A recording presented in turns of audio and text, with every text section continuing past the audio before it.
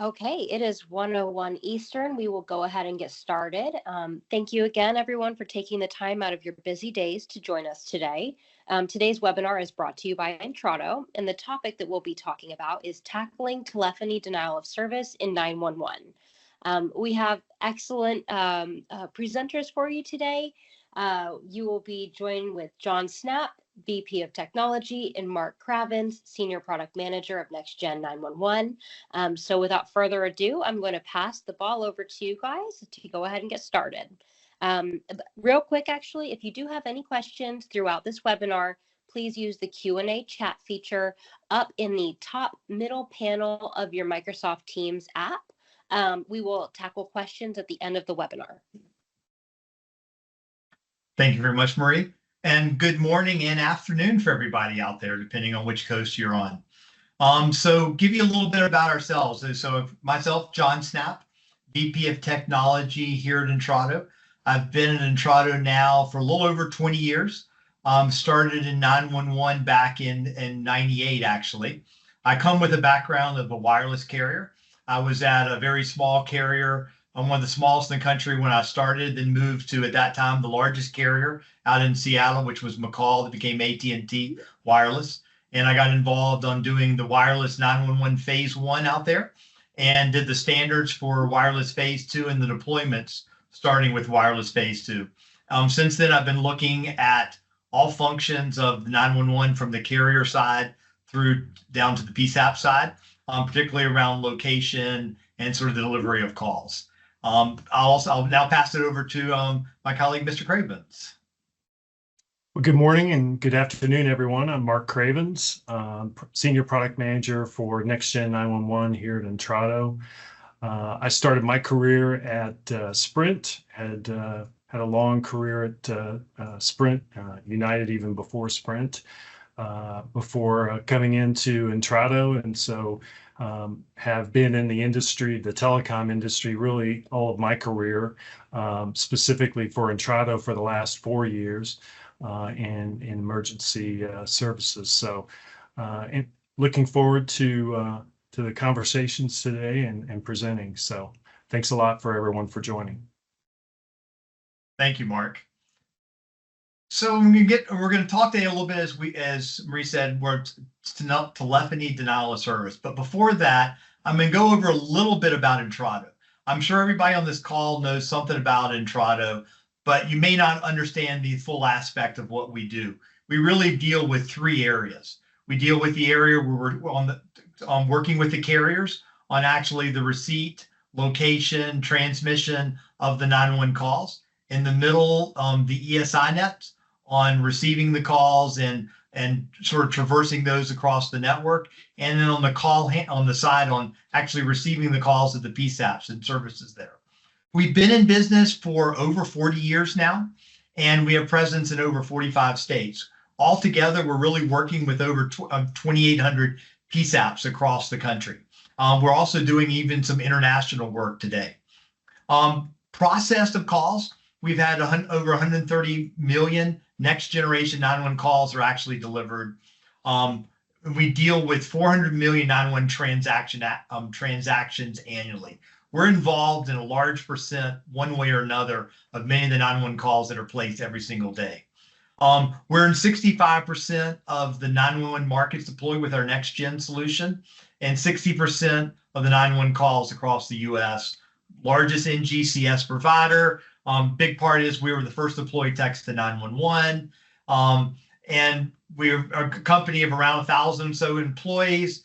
We're really always been focused as a company focusing on just 911. We're really focusing on rate reliability, scalability. We're doing all aspects around location and routing.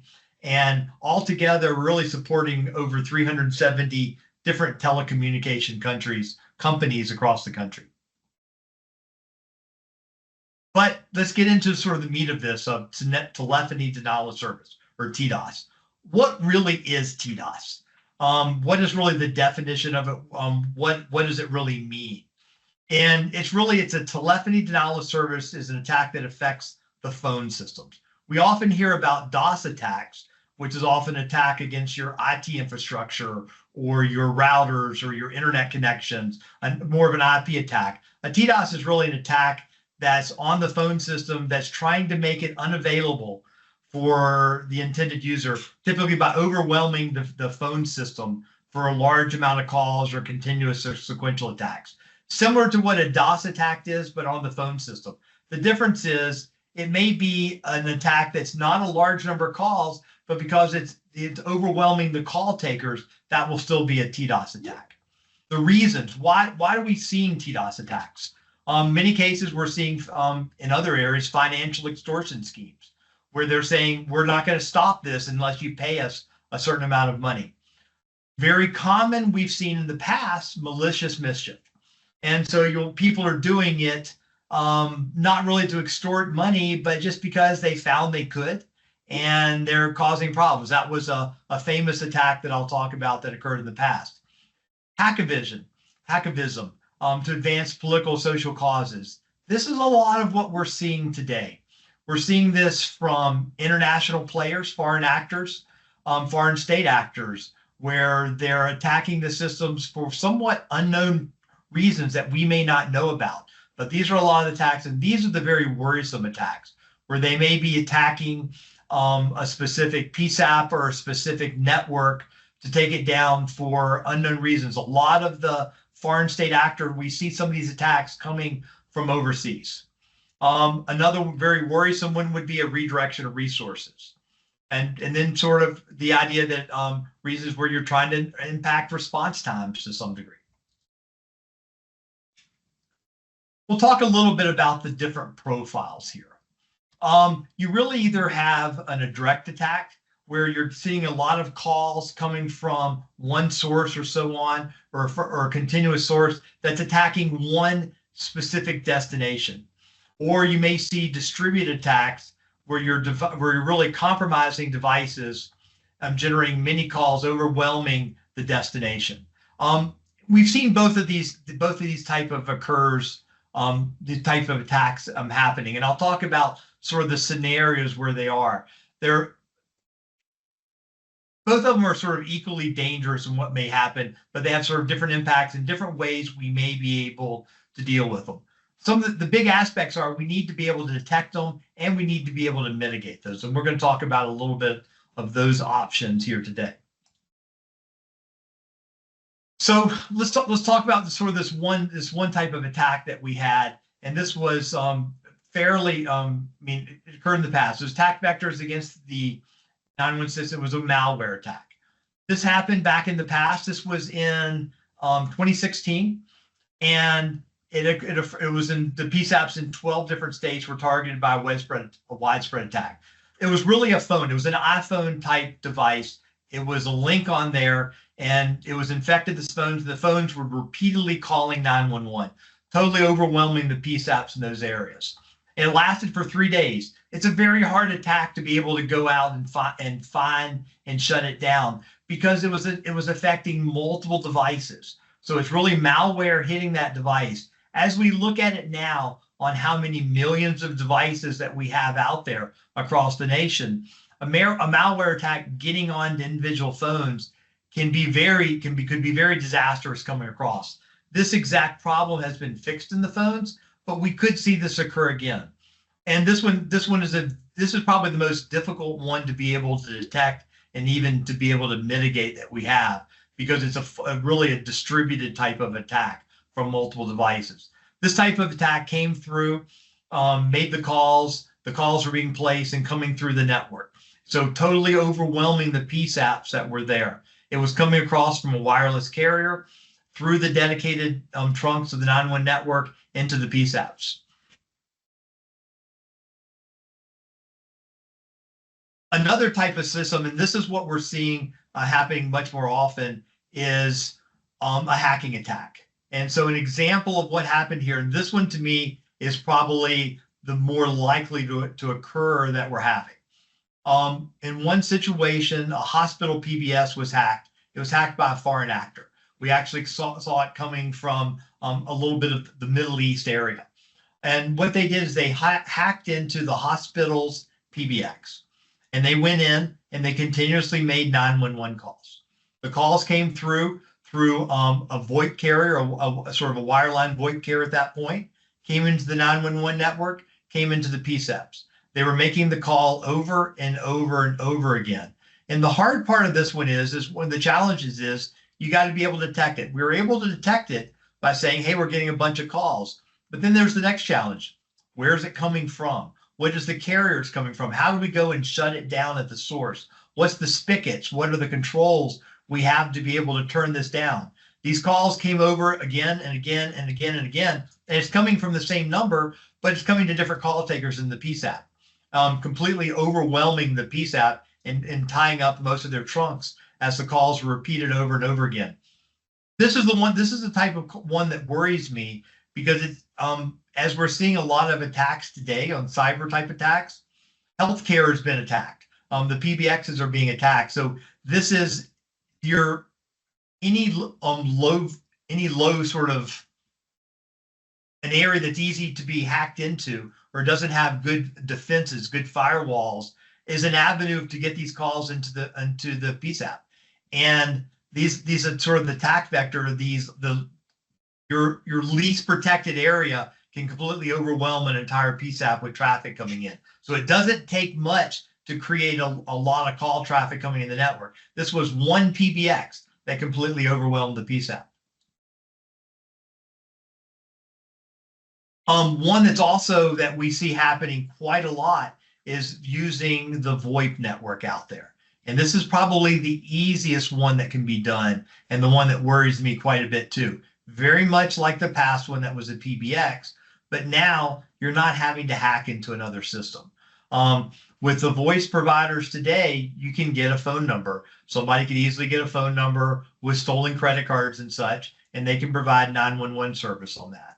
And they can put in, we see this a little bit with swatting, where they put an invalid address in and are redirecting resources. That's a form of a TDoS attack in a way, if you're doing it over and over again.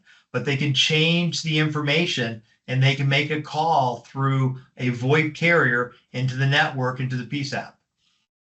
That's coming through traditional network. It's coming through a traditional VoIP phone. It looks like it's a valid service coming through, but they can make many calls with multiple devices. A single, typically with a VoIP carrier today, a single phone number with a single service with that VoIP carrier can make multiple simultaneous 911 calls. It's going to route based upon their predefined address, but they can make multiple VoIP calls, possibly overwhelming that PSAP. It's easy enough that a single phone can make 10 phone calls, could make 12 phone calls using sort of computer-generated calls across this. This is a very difficult one to be able to shut down. How would you shut it down? Would you have to call the VoIP carrier? Could you do it with inside the ESI net if you're on an ESI net? What do you do if you're on a selective router, a legacy network? Much more challenging. How would you deal with it at the PSAP? This is a vector that we may see more and more calls coming from through sort of the VoIP network itself. This is one that we've seen several attacks being happening, but this is one that we can look into and try to fix easily. So on legacy networks, and in general, we've seen this little bit of the egress into even ESI networks. There typically were non-published test numbers into the selective routers. A number that you could dial, a regular PSTN dialable phone number, not published, but fully routable, that if you called this number, it would route into the 911 network on a specific trunk into the PSAP, to be able to test that trunk as it's coming from a certain carrier or a certain PSAP. We found that hackers have discovered many of these numbers, and they're using these to repetitively dial from a PSTN number or from another VoIP number or from a wireless phone to call this number and go into the PSAP. It comes in very confusing into the PSAP. They show no ALI type information, no ADR type information for this call. All it shows is a number coming in, and it may not even be the right numbers, whatever is presented as the caller ID.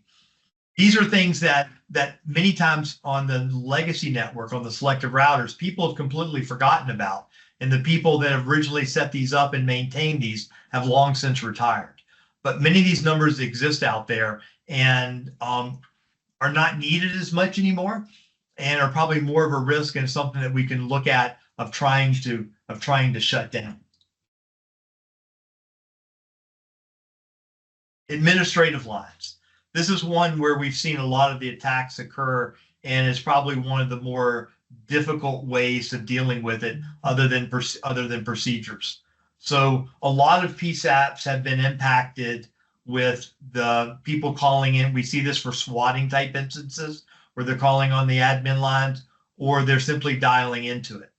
There's been solutions out there that tend to help this. There's equipment on there that will start to see that these are not valid phone calls. There's companies like SecureLogic and others that provide products that look at the admin lines and say, this is a real call or this is a fake call. But for the admin lines, we have to remember this is not coming across the dedicated 911 network, where the wireless carriers and the wireline carriers and the VoIP carriers are pre-validating that this is a valid subscription list. People may not be using it in a valid way, but we know who the customer is. We know that it's a wireless customer. We know it's a VoIP customer for that carrier, or it's a wireline customer. Over the PSTN, it could be coming from anywhere. It could be coming from a foreign nation. It could be coming on a VoIP line. It could be coming others. Very much like we see of telemarketing calls today and spam calls and fraudulent calls. Over the admin lines, it could be absolutely anything. There are solutions that help look at the admin lines. Banking industry is using them. Many PSAPs are using them to help look at them. But it also may need to be, we look at the processes and the procedures that we deal with these admin lines maybe a little bit differently. There's services that are provided that help us filter out some of those calls. But this becomes a real problem. So as we look at the telephony denial of service, the attacks, there's a couple aspects that's really important for us to be able to deal with those. As we look at the different type of attacks that come in, the different attack vectors, there's two pieces. To be able to do anything about it, we first have to be able to identify it. We have to identify we're being attacked and where's the attack coming from. Is it coming from a specific wireless carrier?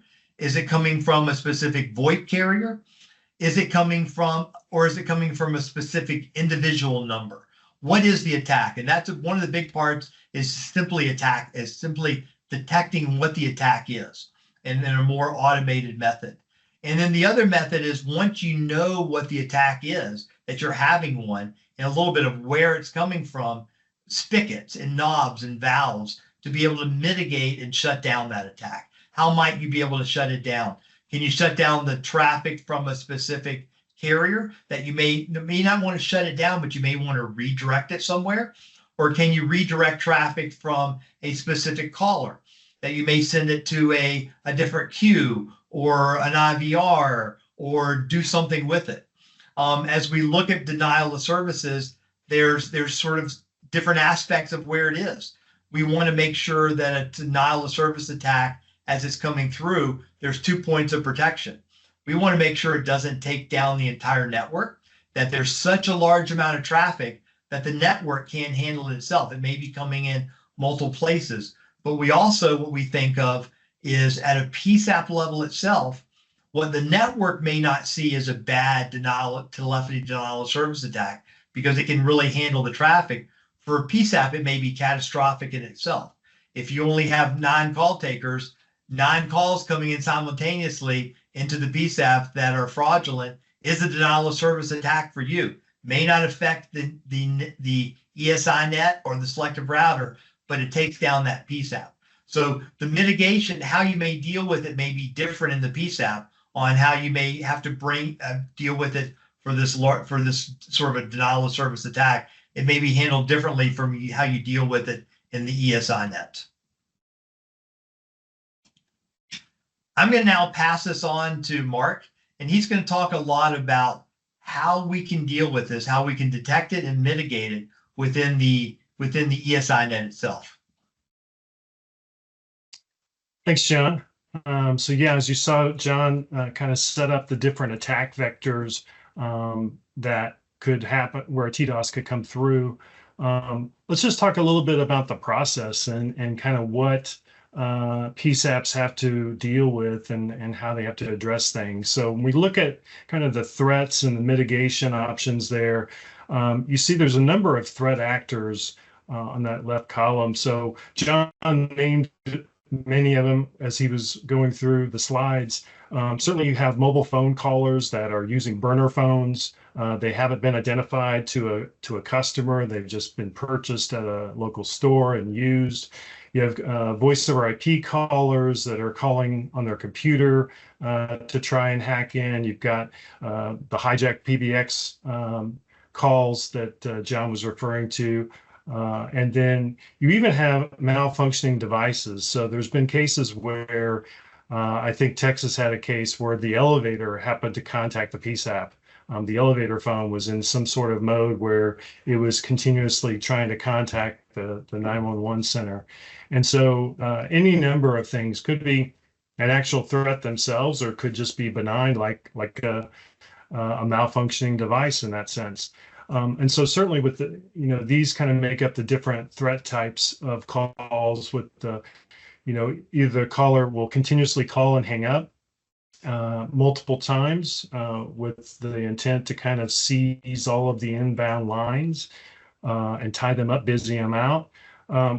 Continuous calling, sometimes with audio or recording music. The network overload scenario that we saw where you had the virus or some kind of software capability on multiple devices that would automatically call the local 911 call, would make the local 911 calls.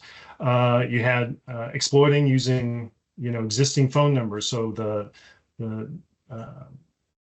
selective router private number, for instance, that John was talking about.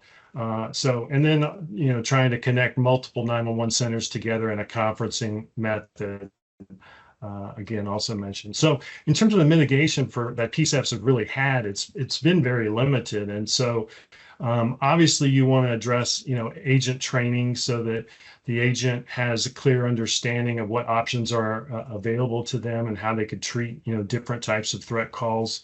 But a lot of times, most of the PSAPs have had to contact the carrier in the process while they're under a threat attack to see if the carrier can do something on their behalf, could stop those calls, stop routing those calls from particular areas. That's very challenging because the carrier obviously wants to authenticate the PSAP and the caller that is contacting them to make sure that this is a legitimate request. And so generally it requires using your company letterhead, county, state, PSAP letterhead, faxing in a request to the carrier. They then validate it before they will take action. So it takes time to go through that process. And in many cases, what we've heard is that people, by the time they go through the process, the threat is already gone. And so it's really hard a lot of times to mitigate those kind of threats unless they're really long threats. And so, and then you obviously want to contact law enforcement to see, what kind of remedies, legal remedies, or police involvement. Can we find the location of the caller? Can we take action against them? So that's certainly something that needs to be part of the process. And so again, that just created all the challenges that I mentioned on that, just the lengthy process that it takes to actually mitigate, these TDoS calls.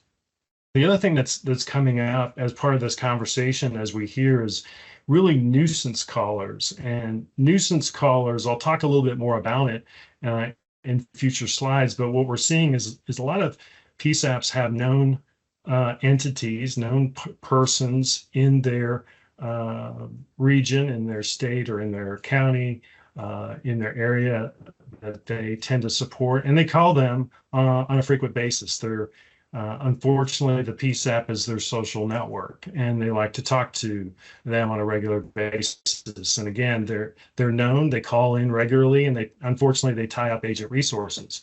When agents are available, probably what we hear is that they, will work with the caller. They'll direct the caller appropriately and are willing to support the caller. It's just when they're under busy times that it becomes a challenge. And so we'll talk about kind of both of these. So in terms of the, handling the mitigation itself, you've got the 911 actors that we talked about really on the left side. You don't know when call threats are going to happen. You've got valid calls as well as at some point the call threat happens, and it could come from any one of those vectors that John talked about. And so there needs to be a capability to evaluate a call for TDoS threat potential. And that's really what we can do is we can look at calls as they come in, and we can look at specifics about the call to determine if it could be a TDoS threat type call. And certainly there's a process by which we need to determine threat detection and how we want to handle the call. And so what we found successful and what customers have been asking for is really controls that they have access to that allows once a TDoS threat or even a nuisance caller is identified, that they have the controls in place to be able to route those calls appropriately. So that way it doesn't diminish their resources, their agent resources. So they want to be able to either treat those calls or route those calls. And so, what we're able to do is we have different methods of treatments because we know that depending on whether it's a legitimate threat or whether it's a nuisance caller, and depending on when that threat happens, that the PSAPs want and the emergency call centers want the ability to treat calls slightly differently. Maybe some calls route to an agent. Again, if it's a nuisance caller, it's not a busy time, you're willing to take those calls. In other cases, maybe you're under a busy time and you can't and don't want to take a nuisance caller. You can put them in the queue. You can put them in a recording queue, or you can treat them as a lower priority, or you can choose to not treat them at all and just route them accordingly. So the good news is that there's ability for PSAPs to actually leverage controls to predetermine before those incidents happen what or how you want to treat those calls. And we can leverage policy routing capabilities along with nuisance calling to facilitate that. In terms of the requirements on that, again, just kind of summarizing the challenges again, the tax, where you formally had to contact the OSP and get letterhead and all of that. And we're putting tools in place so that you don't have to do that. Certainly the process is a lot longer previously. In our case, we're trying to make those controls available immediately so that you can take action immediately. So this just gives you the ability, as I talked about, to handle the different call threats. And we will work with customers. In many cases, we get certain alarms in certain situations where we will facilitate and help customers while a threat is ongoing. We actually had a situation similar to where John was talking about the example of coming through the selective router where you have a pilot TN that somehow gets known and attacked through the pilot TN. We've had a situation where we worked with a PSAP in that instance to actually not only control the calls coming into that so it didn't impact their resources, but even be able, in that instance, the caller was actually in the US and we were able to find location. So we're able to help where possible. And then in terms of the mitigation requirements, again, having the ability to provide immediate action. So our TDoS threat detection provides controls so that you can route or stop attacks without involving the carrier. And this way we can make sure that your resources are being managed appropriately. It's not to say that your resources may not initially, as the TDoS calls are starting to set up, may not initially see something, but certainly we can take action. We can allow you to take action so that you can address that very quickly and reduce issues with your PSAPs, with your agents. Our solution supports kind of an automated network evaluation, detection, and then giving controls. So we have systems in place kind of behind the scenes that are looking at calls to see if they could potentially be TDoS, type, if they fit a certain profile that we're looking for. And we do that so that we can kind of keep track of our own and monitor. We don't do anything with those calls. In some cases, they're not. We just track them. We don't, unless the PSAP has a specific policy in place on how to treat something, then we just keep track of it. So we have the ability also to leverage our customer management portal, where the functionality exists that allow those who have the administrative rights to be able to determine how to route those calls. Typically, the setup of much of that has to go through provisioning and through our management portal to set up. Certainly, how they're routed once queues are set up and things like that. With administrative rights, the customer management portal can allow the PSAP agents or whoever's authorized to be able to make those changes and routing changes. We also have TDoS threat reporting specific to TDoS. So we have a section that's actually separated out from our normal call detail routing that will specifically address any TDoS. It'll show you more precisely which calls throughout the time period were TDoS or potentially TDoS related calls. So you can see that separate from, and it's not kind of buried within your call detail records itself. And then again, the ability to just route and for those known nuisance callers, the ability to handle that.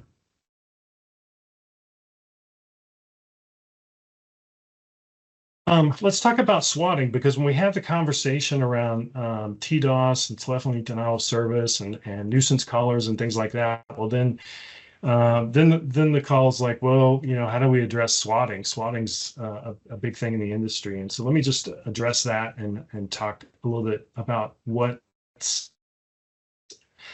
available for it.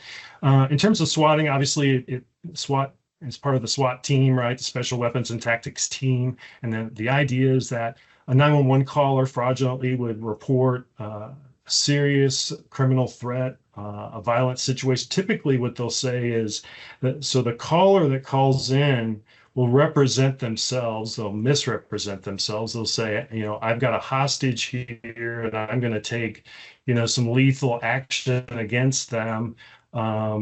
And I'm just calling to let you know, or, it seems like that these threats can get pretty serious. I'm treating them rather lightly as I present these, but there's been all kinds of serious threats, I'm going to kill this person, whatever. And so the 911 call when it gets passed to the first responders, they may determine that a SWAT team is, in fact, should respond to the incident.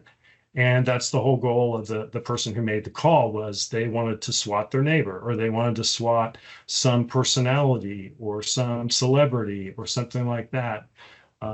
In a lot of cases, they have either it's somebody nearby so they can watch, or they have others who are nearby who could watch to see it all go down. So there's a number of reasons. Revenge obviously is number one. Ability to take personal justice. While it could be a person who is part of a particular hate group, in many cases it could just be their own personal perspective on how they're viewing this person, and they just want to create they think that they're creating mischief, and probably don't in many cases fully realize just how serious this becomes when the SWAT team shows up at somebody's door in the middle of the night or early morning hours and attempts to take action that they think is based on a violent incident. So certainly it redirects resources. That could be some of the behavior where they just want to take action against the local first response area and just tie up their resources. Or again, it's harassment of the person that they've targeted. So it's estimated that about 1,000 plus swatting incidents happen annually, and interestingly enough, 11% of them tend to be from teens, and only 2% from adults. So, it's the highest in the teen community, and we'll talk a little bit more about that. So in terms of who's responsible, a lot was come from online gamers, where I know in one instance, the winner of an online gaming contest actually got swatted. Apparently, the loser or losers maybe didn't like the profile of the person who won for some reason. Maybe they knew something about him. It didn't go into much detail, but certainly that's something that's happening. Sometimes it's just, based on mischief. They just want to, prankster is making a prank call, if you will, by swatting a neighbor, something like that. It can be from hate groups or political groups and hackers as well. But there's a number of incidents that have happened where swatting's in place here from multiple groups. In terms of impact on the community, again, a lot of people, there are certain celebrities or certain personalities that have a high profile, high visible profile that may represent a certain, political affinity or social affinity or something like that are targeted and will be targeted multiple times. I mean, victims a lot of times have been, as I said, woken in the middle of the night or early morning as the SWAT team converges on their calls. In some cases, the swatting victims have actually been shot as police are attempting to get control. And I know in one instance, when somebody is knocking on the door early in the morning, in a lot of areas, the people who are in the house may think, this is a prank person at my front door. I should have a weapon nearby, should have in some sort. So a lot of times when they're showing up the door, they may have weapon in hand for fear of what's on the other side of the door. Meanwhile, you've got a SWAT team that's seeing a potential perpetrator, with a knife or with a gun or something like that. And so really takes cool heads to prevail to prevent somebody from getting inadvertently injured or killed. And that's what's happened. That's created a lot of reasons for change as to how to address swatting. Certainly in terms of the emergency call center, the PSAP, there's just really limited tools to be able to support police and first responders ahead of time. So police usually have to take their own actions, based on what they think the situation is. If they knew it was a false alarm, I'm sure they would treat it as such. But in many cases, they have to treat it as legitimate. So what's being done really to try and combat these? So I know that the FBI formed a national database last year in May to try and get more information about the incidents themselves, the swatting incidents that happen.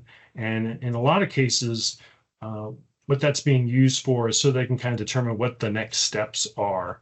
They want to understand more about the incidents, trying to figure out, how to approach it, what kind of education to provide, what tools could be put in place, that would legitimately identify a fake SWAT call from a real SWAT call or a real need for a SWAT call. So certainly the FBI is looking into that. There's also states that have passed laws now criminalizing swatting. So in a lot of cases, in the States, there's no laws really to move forward. I mean, it's really just mischief. It's not seen as a federal offense or a felony in a lot of states. Those states that have tended to have serious consequences, either a person being seriously injured or even death, they've passed the law. So Ohio, Pennsylvania, Maryland, and Wisconsin, and I believe Kansas might be a part of that. Certainly, they're trying to address these.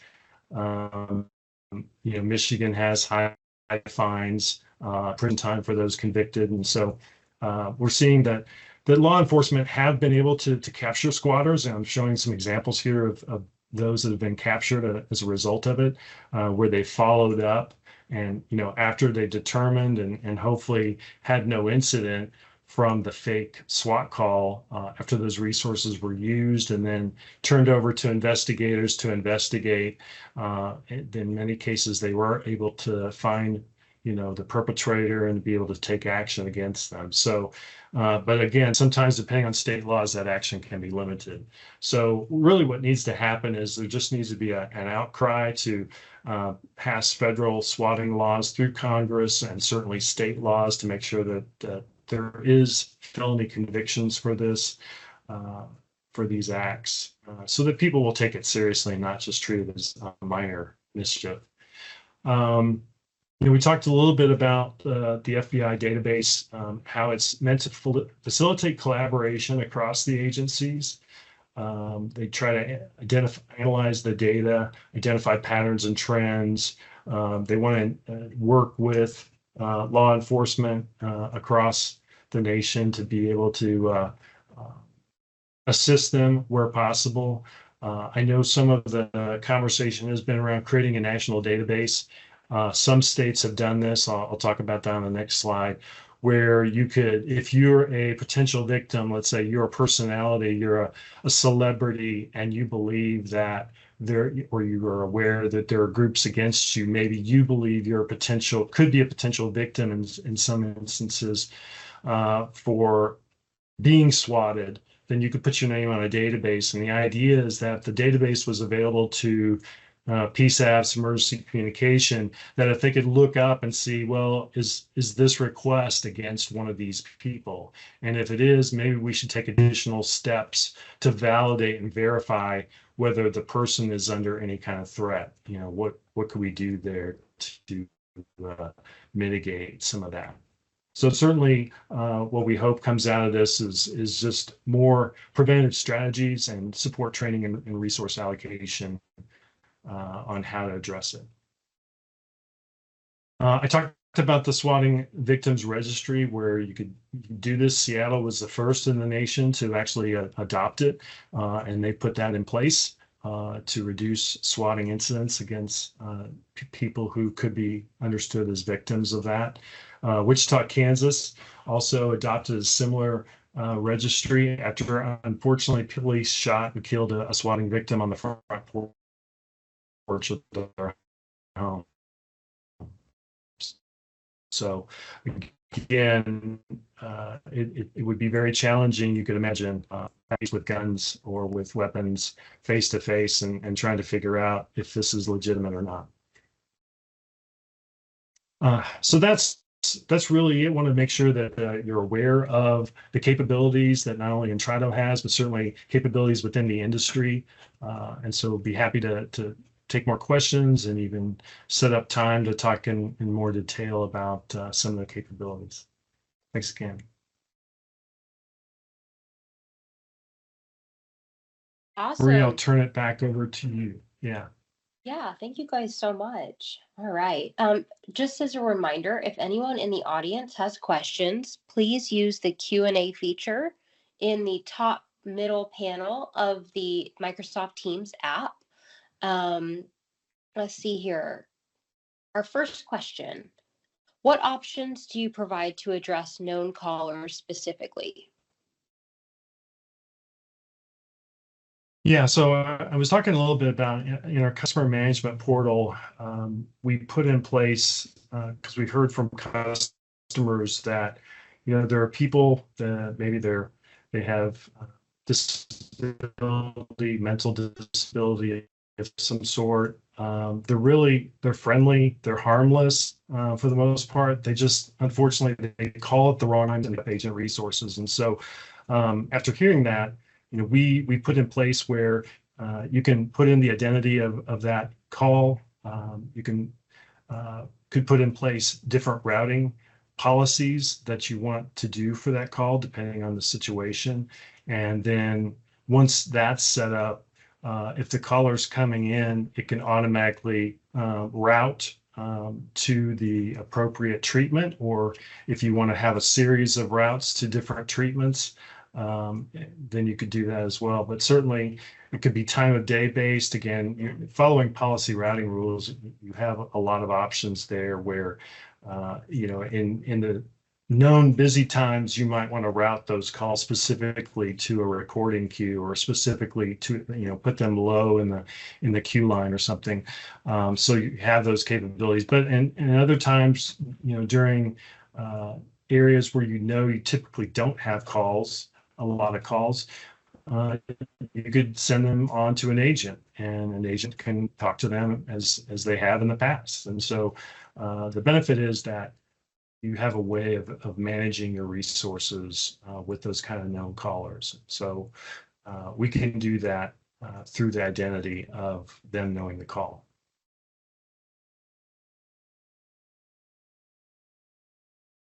Awesome. Next question, will stir shaken help with the TDoS issue? So sure shaken, for people that may not be aware of it, is sort of a standard and a requirement that's put on phones, that you basically have a certificate that's tied that that the caller ID coming in is actually owned by the caller.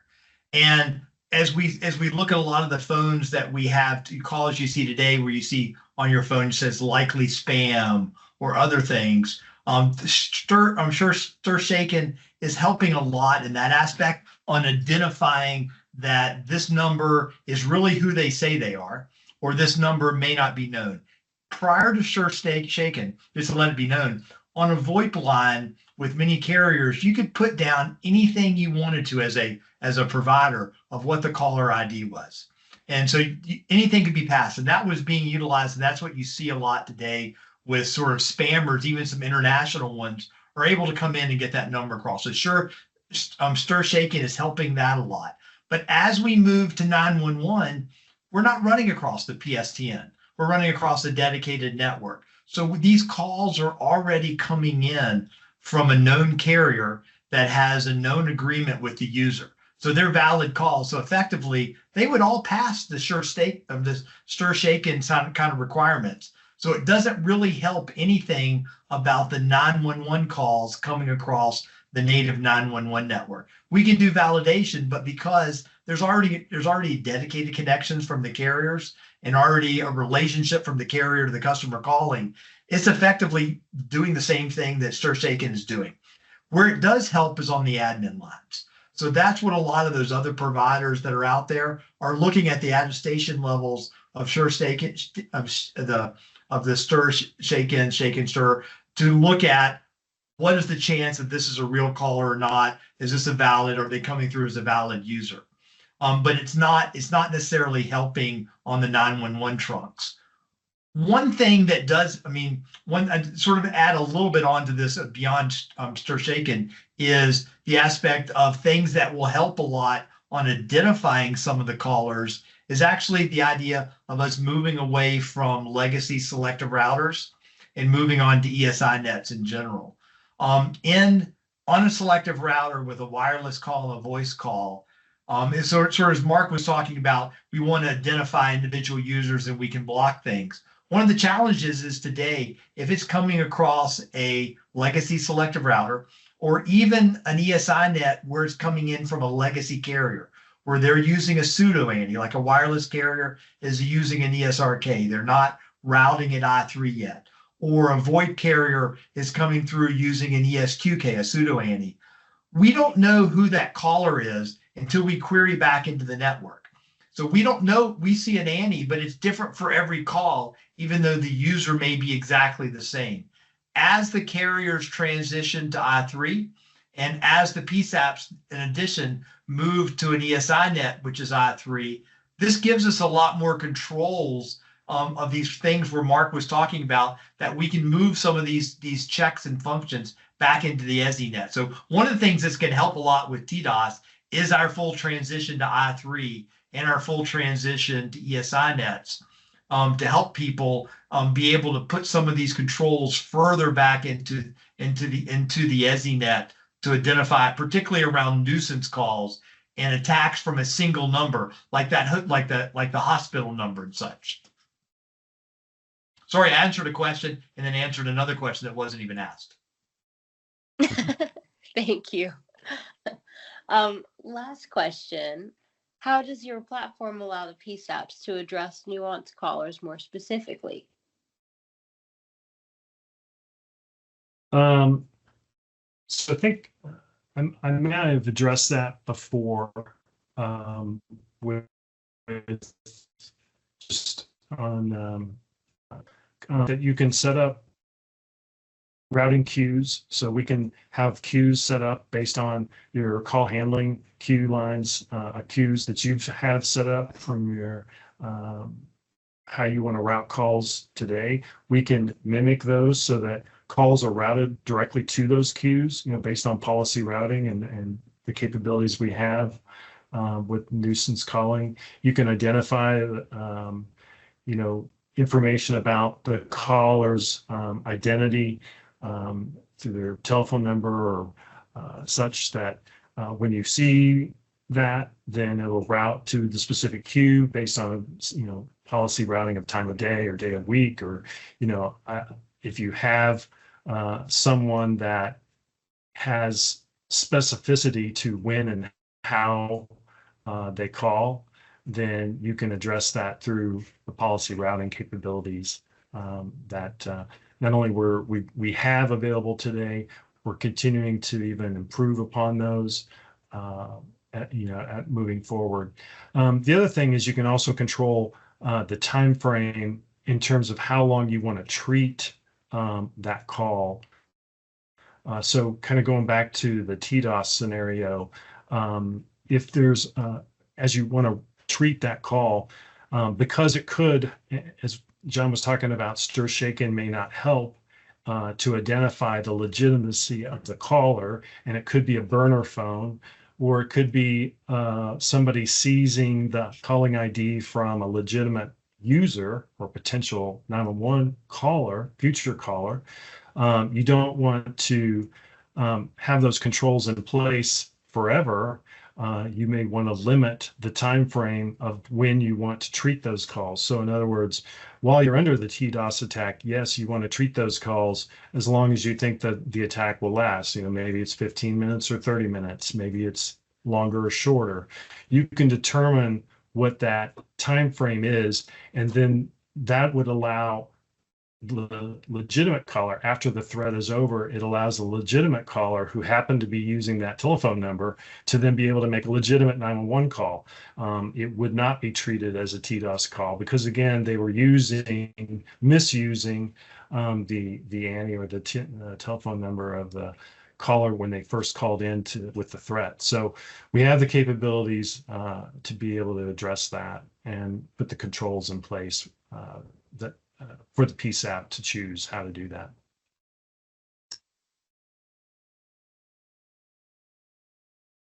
Awesome. I don't have any more questions from the audience. So I think we can go ahead and give everyone 6 minutes back in their day. And thank you so much for joining Intrado's webinar today. If you do have any follow-up questions, John and Mark's contact information is listed on the screen. And we will also send out a recording of this webinar to everyone that attended. So stay tuned. John, Mark. Thanks, everyone. Thanks, Marie. Yep. Yes. Bye-bye.